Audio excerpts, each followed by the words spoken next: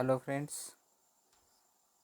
Today we are going to talk about the another kind of the thermometers, that is gas filled thermometers. Here in the gas filled thermometer, instead just like a normal thermometers we have already familiar with, that is nothing but the mercury thermometer. Here the mercury is used as a expanding material.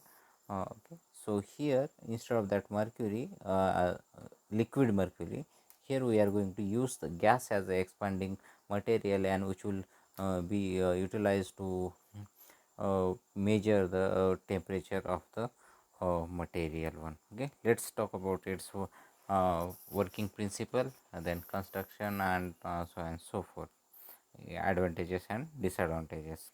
Okay, so the gas filled thermometers, what is the principle of working here? Actually it works on the principle of the Boyle's law and the Charles law, right? What is it? The Boyle's law and the Charles law, that is the absolute pressure of a gas varies directly with the absolute temperature. Okay, so here the pressure is varying with the temperature when, if the volume is remained constant. Okay, when the if the volume remains constant, then the what is the absolute pressure is directly proportional to the absolute temperature. So that relationship is given by, that is Pt is equal to P0 into 1 plus gamma t. So note the variables here we use have their usual meanings, but it will be clarified in the next section. Now how these gas filled thermometers are constructed?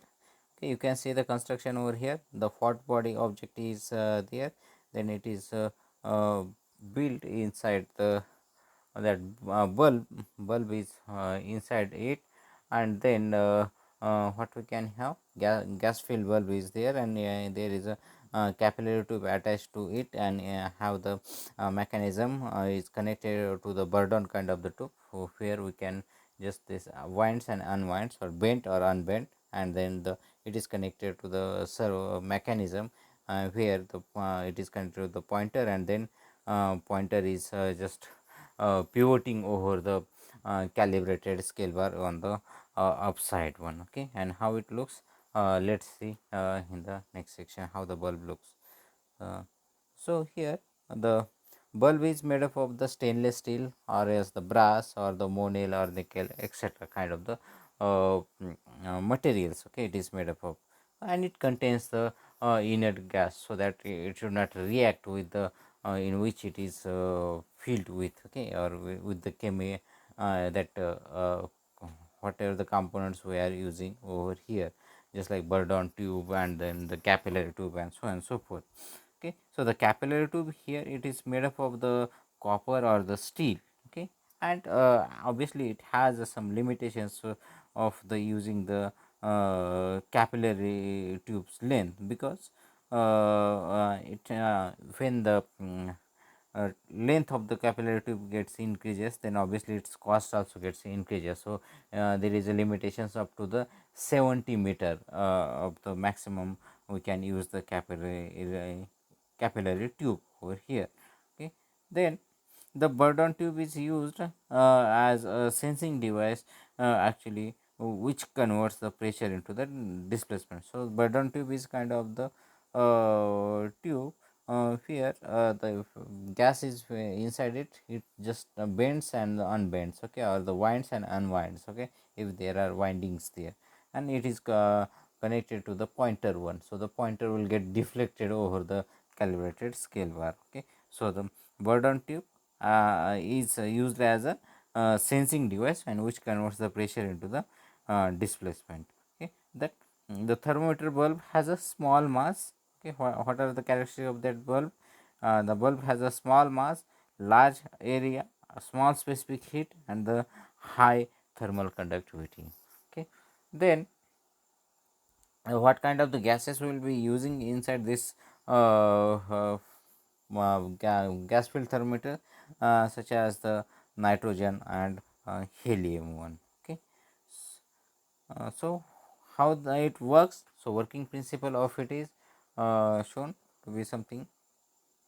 Okay, so the working principle of it is, when the volume is constant, Okay, as we have seen earlier as in the principle, when the volume is kept constant, the pressure is proportional to the temperature one.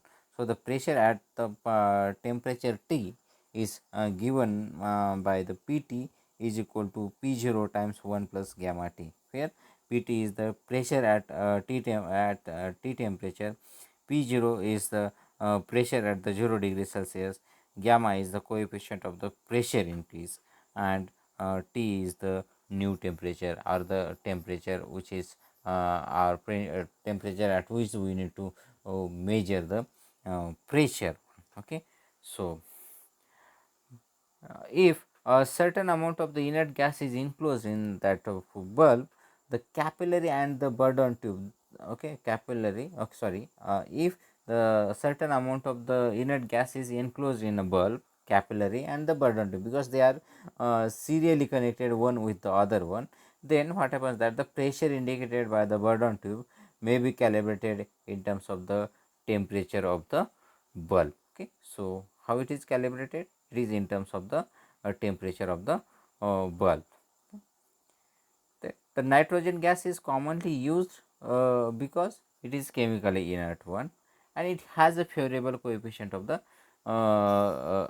thermal expansion one. And what is the temperature over which this kind of the gas field thermometers are used? That is from the minus 200 degree Farad to the 800 degree Farad, over which this gas field thermometers are uh, be working, or the range over which it is used. Then sometimes the nitrogen gas does not act like a perfect gas at the low temperatures. So under such a conditions, the helium should be used, because obviously the it doesn't act as a perfect gas at the low temperature. So where what kind of the gas we must use, that is the helium one. Okay, now this is something related about its construction and the working principle of the gas field thermometers. So what are the advantages and disadvantages of this kind of the thermometers? Let's see the advantages first. That is, it is a very fast responsive. Okay, it has a fast response. Then uh, then we can have this, it has a scale is a linear one, okay, linearly scaled. Then the rugged construction, then less maintenance, satisfactory time response, sensitivity and the accuracy one, low cost, delivers enough power to drive the pointer or recording pen and the control mechanism. Also, there are some disadvantages of such a type of the gas field thermometers, and which are they?